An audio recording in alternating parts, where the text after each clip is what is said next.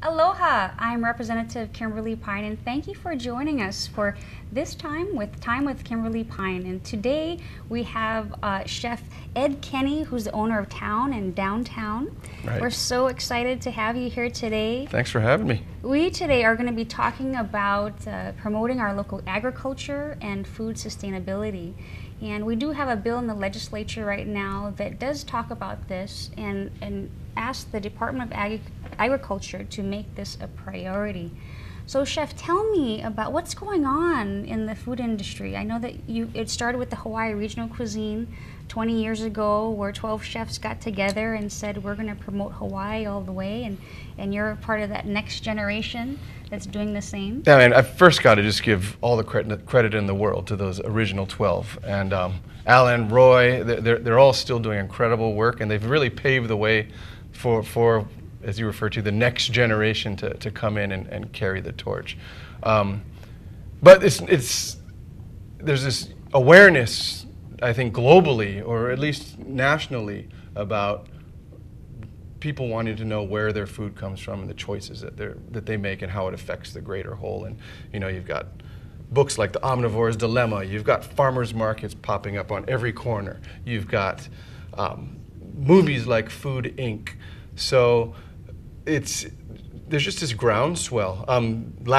Two nights ago, there was the premiere of a locally produced film called Ingredients by Bob Bates. And it really talks about this local food movement and how people are coming together, getting reconnected to where the food comes from, and making a change. So it's an exciting time. Well, let's talk about how bad things are in Hawaii right now. We are not prepared for a natural disaster. We have food that will last no more than 10 days. If we have a disaster that also affects the coastlines of California and other areas where we get our food, we will only be able to feed our people for 10 days. 95% of our beef is imported. 67% of our fresh vegetables are imported. 65% fresh fruits imported, and 80% of all of our milk imported. And so I understand this goal is to reduce our imported food consumption by just 10%, and people don't know that that's going to create over 2,000 jobs just by doing that alone. And so how are you trying to promote this message through your restaurants? Just one thing that we've got to look at it from a different lens is just 10% is double what we're doing now. So a lot of times we say we just got to increase things by 10%, only 10%, but that's 20%, makes it 20%, you know what I'm saying? It's double of what we're doing now. So it is not a minor task. There's all those obstacles. It's funny, I started using local food 15 years ago because it tastes better. And then over the years, I've had many birds land on my shoulder and tell me organic farming is good for carbon sequestering, or carbon footprint of shipping produce from the mainland attributes 34% to greenhouse gas emissions. I mean, it's just nonstop. You know, I hear about habitat destruction and bycatch when it comes to sustainable fisheries, and at this point, poor chefs, we just get kind of overwhelmed. We're expected to know about all these things and then make the right decisions and kind of lead the way. And there's, like I started to say, there's, you know, you hear about the land issues, the water issues. There's the average median age of a Hawaiian farmer is every year rate is higher. So I tend not to dwell on those things. At Town, we just did a local food audit for the first time in our 7 years of business, just to really get an idea of how much we actually purchase. And you know, we don't have any grain here, so rice and flour. There's no poultry anymore. There's a little bit of dairy. There's really not a whole lot of the staples. And we found that we were at 47% local. I guess when you're shipping in 92%, that's quite a feat, but that's still, it was eye-opening to me because we are supposedly leading the way in it and doing everything that we can. We could still only reach 47. We're going to try to break 50 next year. What that translated into in a dollar figure is we have 2 little restaurants. I mean, they're little little neighborhood restaurants. Downtown's only open for lunch. Town's breakfast, lunch, and dinner, but it's small. It's 55 seats on the corner of 9th and Wildlife. And we bought just over $400,000 of local produce last year. No middleman. So for me, it's just about supporting the local farmers, buying it. I think everyone has different tools at their disposal. Being that the legislative session is in, one of the tools is getting out there and making your voice heard. For me, I tend to vote with my fork. That's a term that was coined by Michael Pollan, who wrote The Omnivore's Dilemma, and he said, vote with your fork. You have 3 votes a day: breakfast, lunch, and dinner. Make one of them count. So that's kind of where we're at. And we recently, in the last couple of years, got Hali Aina Awards for best value. And for me, that's interesting because I think Hawaii's always been about chope food, big, pile it on. And we don't serve big portions, and we're not cheap. But it makes me think maybe the public perception of value is changing a little bit to mean something that's good for Hawaii, good for the Aina, good for your body, good for the community. And maybe I'm a hopeless romantic, but that's kind of where I come from. Well, local food, it does taste better. And I hear these famous stories of Chef Alan Wong having his Farmers series at his restaurant in town here, and he invites people from all over the place, and he compares a mainland egg and what a local egg would taste like, and then a mainland lettuce, and then a local raised lettuce. And do you agree that the ingredients do taste better? Well, you get those cardboard tomatoes that are shipped picked green, gassed when they get here to ripen, and yeah, definitely they're better. It's still, I mean, people think we're a beautiful place and we have everything year round. There's definitely seasons, so you don't want to have a mango on the menu when it's not mango season. Right now we have a really early mango season, but the mangoes aren't as good as they're going to be in 6 weeks. So things generally, yeah, it doesn't travel, it's better, but there's still a perfect point in a vegetable or fruit's life that you want to eat it. And so it's not just because it's local, it's better. Now tell me about some of the farmers that you buy from. I want to hear their personal stories. Farmers, to me, interesting you say that, they're probably the most, I love spending time with farmers. They're so profound, deep thinkers, and I don't know if it's because they've dedicated their lives to feeding other people and they spend day in and day out with their hands in the soil. It grounds them. But I mean, starting from on a large scale, there's a farmer in out of the Kentucky River Basin. His name's Wendell Berry. He's an activist, a poet, a farmer. The guy is one of the deepest thinkers I've ever met. I've read so many pieces on him. He coined a term called co-producers, and it means we're all in together. It's not a linear kind of supply chain. It's a cycle. Everything is interdependent on everything else. So he says something like, eating is an agricultural act. He says shopping or cooking is a political act. Again, vote with your fork. He even goes as far as to say that farming is a gastronomic act. And I love that because what he's saying is farmers should care from a gastronomic point of view what they're growing. I mean, these guys that are growing the cardboard tomatoes obviously don't eat their tomatoes. On a local level, I just went out and picked up a pig from Kahalu this morning, and I sat with my farmer, Glenn Shinsato, and he says to me, Ed, a thriving family business is a reflection of a strong family. I mean, just out of the blue, they come up with these things. Gary Mauna Kea IV and his wife Pukui Mauna Kea IV out in Waianae, just heavy thinkers. They're some of the most my favorite people to hang out with and to be with. And you got to cook for the First Lady. How was that like getting that? Who called you? Tell me about how that came about. Well, it was APEC.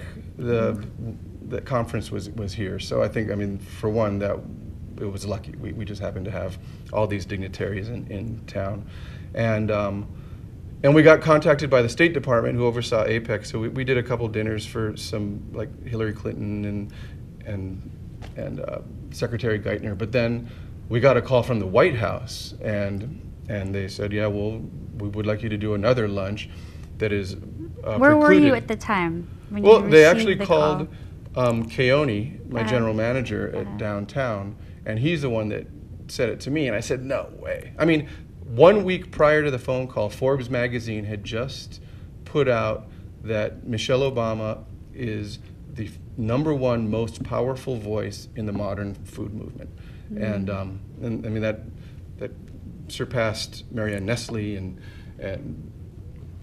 Michael Pollan and all these Secretary Vilsack, that's part of the Department of Agriculture. I mean, she was #1. I was like, I gotta cook for her? So, and do you say, nah, you're just kidding? Is it April Fool's? I did. I said, nah, it can't be.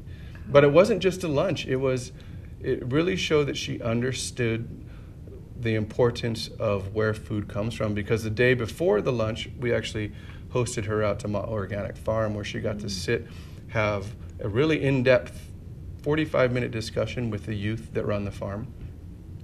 Got to pick things right out of the soil and taste them right out of the soil. And then we followed it up with the lunch the next day using the produce from the farm. Actually, a couple of the youth, what are they called? The co-managers of the farm came and helped prepare the lunch. So as far as farm to table goes, I mean, it doesn't get any closer to that. These are guys that grew the food, prepared the food, and served her food. So what was it like meeting her at the farm? Like, did she arrive with this whole entourage, and lots of cars, and were all the kids waiting for her? Everyone was nervous, and yes, there was an entourage. I mean, it's got to be. Unfortunately, it can't be super casual, but we sat there kind of waiting to do the formal greeting, and she's walking towards us, and we're all kind of standing upright, and about 5 feet away, she just goes, "What's happening, y'all? How you doing?" And comes up, and I go to shake her hand, and she just grabs me and gives me a hug. So I mean, yeah, it was. She's a real person. And so you cooked for the other first ladies? Is that what yes. you folks did? Now, yes. What was on the menu? Well, we did it.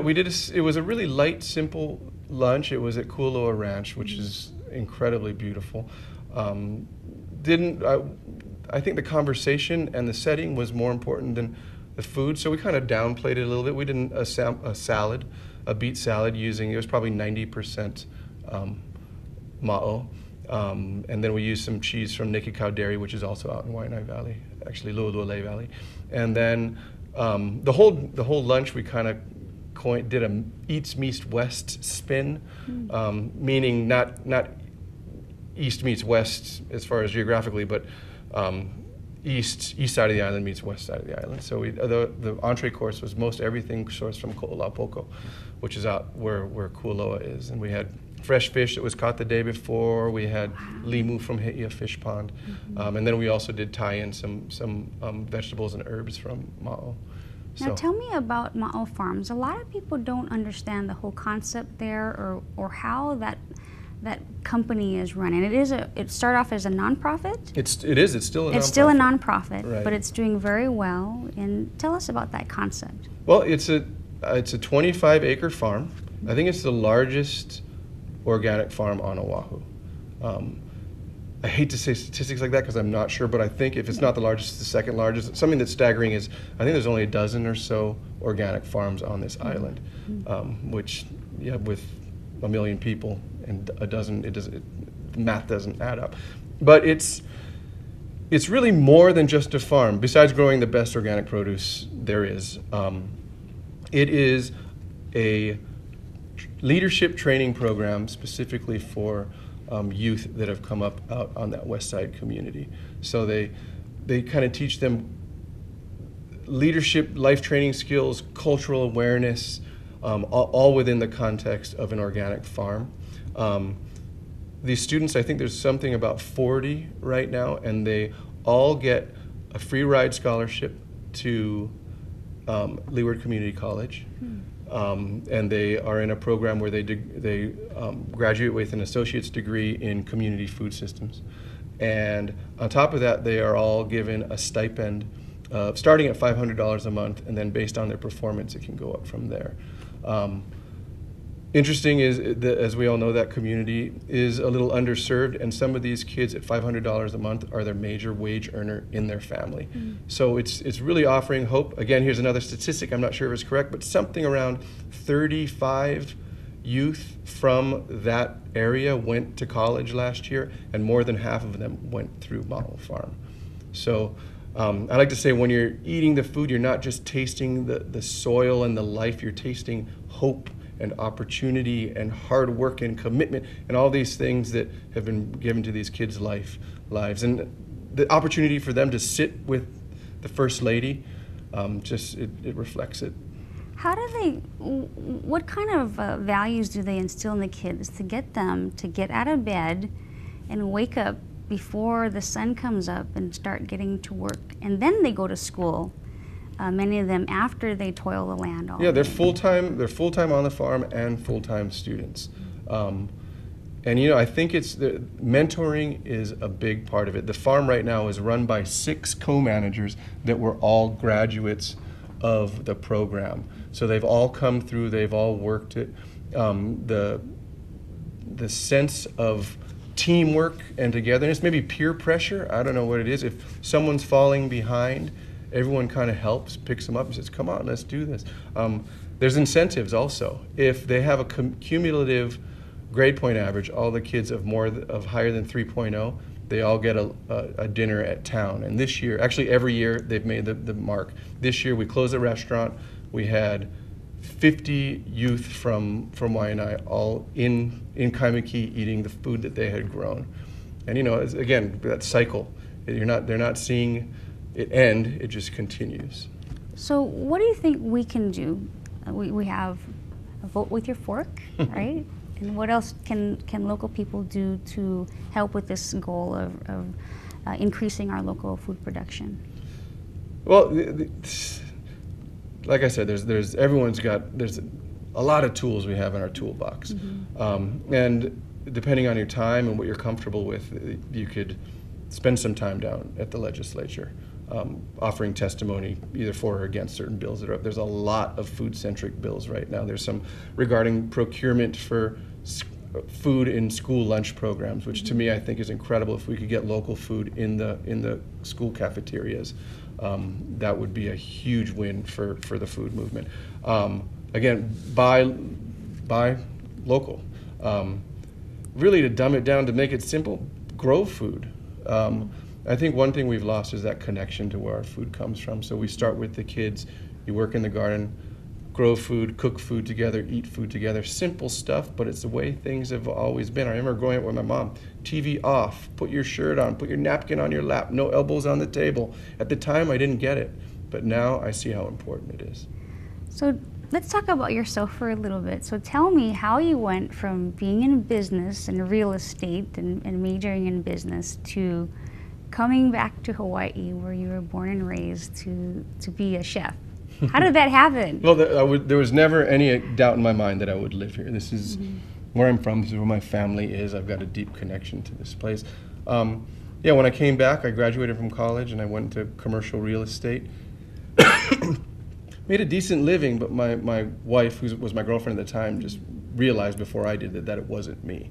It wasn't, and I'm not going to knock it because it's a great livelihood, but for me it just wasn't right. So we sold all our worldly possessions, traveled around the globe for a year, and I think I had that light bulb epiphany sitting on a street corner in Hanoi, eating a hot bowl of pho on a table with just a bunch of locals. We were sitting on milk crates, laughing, having a good time. We didn't speak the language, and I realized at that point that the ability food has to bring people together really is what attracted me to cooking. So when I came back, I was fortunate. Some good friends of mine had just opened a little restaurant in Kailua, and I went to them and said, "Hey, can I have a job?" And they said, "Sure." And I started making salads for $7 an hour, and I was like, "Gee, $7 an hour! I can't even pay rent." But the passion that these people that I worked for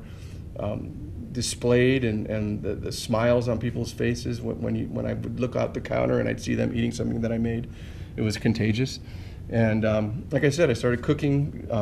I saw the local food potential because of the flavor, and then just as time's gone along, it's a lot bigger issue, and I try not to. Yeah, that's another question.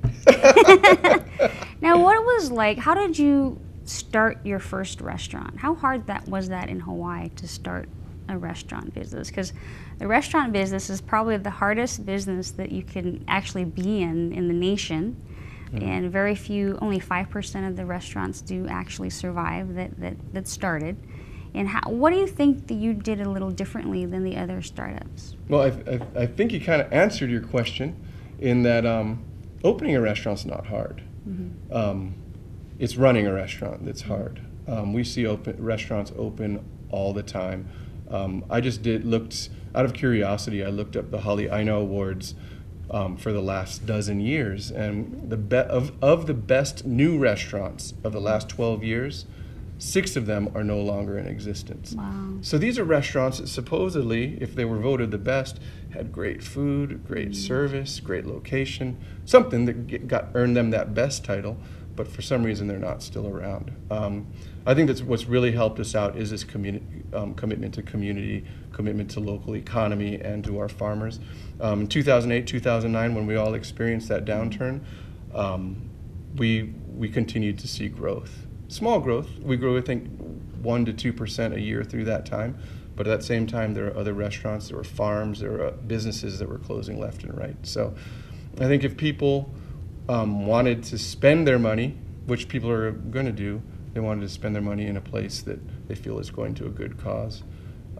So that was, I think that's really been a saving grace. In your menus, do you promote that you buy as much as you can locally? Well, our motto is local first, organic whenever possible, and with aloha always. And it's on the bottom of the menu now. Uh-huh. We print the menu every day based on what comes in the door. So we've kind of had to change things a little bit. People at first were like, I want to have the fish like I had it last time, but now I think it's more exciting because they don't know what they're going to get. Mm. After all this time, though, we do have some items that if we were to take them off, there would be a mutiny. So now, which items are those? We do an ahi tartare. It's a little. And from a culinary standpoint, ahi tartare is like a bad word. It is so 90s. I hate to say it, but it's one of these things we do on a little crispy risotto cake, and we have some like chopped raw ahi with some herbs and lemon. Hot and cold, I think people really enjoy. Our pastas, risottos, we can never change, but the accompaniments can change. Mm-hmm. We have a grass-fed beef that comes from the Big Island. We get through Kulana, and it sells like crazy. So. And then how did you get into the other restaurant? Did the Art Academy call you? Or well, that's a state building. Mm-hmm. It's it's run by Department of General Services. State Foundation of Culture of the Arts has the museum upstairs, and they occupy much of the building. And it's really weird. I had been in New York City on a vacation, went to the Museum of Modern Art and went to their restaurant called The Modern. Mm-hmm. And while I was eating, I was thinking, God, there's something about the visual arts, fine arts, and culinary arts that just complement each other. And I thought, God, I've got to do something in a museum. And within 2 weeks of coming back, a request for proposal came across my desk from DAGS, or from SFCA, that said we were looking for an operator for our cafe. And we went through a whole dog and pony show and interviews and cooked for people and met dozens of people, and we ended up getting the lease for it. So tell me what your life is like. Are you in heaven? Are you just so happy to be able to find your passion? Yeah, I mean, I definitely don't wake up in the morning and say, I got to go to work. I love what I do. There's something, again, about feeding people and the connection to bringing people together. Yeah. I mean, I do wish I had a little more time with my kids, but they come and they cook at the restaurant, they help out. So, yeah. Now we have just a few minutes left. What is your final message to the people, and your hopes and vision for the future of Hawaii in terms of agriculture and local food products? Oh boy, these are the ones that always get me. Well, for me, I mean, again, it's. I think going back to what I said earlier, it's understanding where the food comes from, planting food, cooking food, and eating food together. Those are really, and that probably shoots myself in the foot, because then people won't come out to eat at the restaurants. But really, to me, that's the true essence of it. And I think if people get back to some of these classic values, the values of being at the table, the other things might fall into place. Go to farmers markets, buy local, spread the word. There's a lot of things that are in front of the legislature right now, some bills that are asking for government intervention in certain things. But I think if they don't go through, just working with each other and spreading the word, there's definitely, like I said, a groundswell, and there's a movement that could keep things moving forward. Not to discredit what's happening at the legislature, but I think are we almost done? Almost done. Let me give you a little. There was a movie the other night, Ingredients by Bob Bates, and they highlighted some people in this modern movement that are doing great things. And what those people did, I think they weren't people that dwelled on the fact that we have a shortage of land, or we have a shortage of water, or there's no one that wants to farm, or if we run out of food, if the shipping lanes close, we run out of food in 10 days. I think there were just people that saw these obstacles and said, let's navigate through them and make a difference.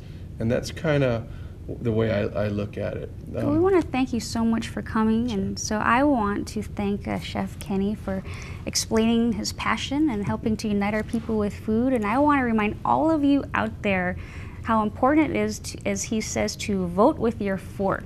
Make it a goal after you see this today to have at least one of your meals to ensure that the majority of that meal was raised in Hawaii by local people. Just doing that once a day can help to ensure our future and enable our food security. Thanks for joining us. I'm Kymberly Pine, and we'll see you next time. Aloha.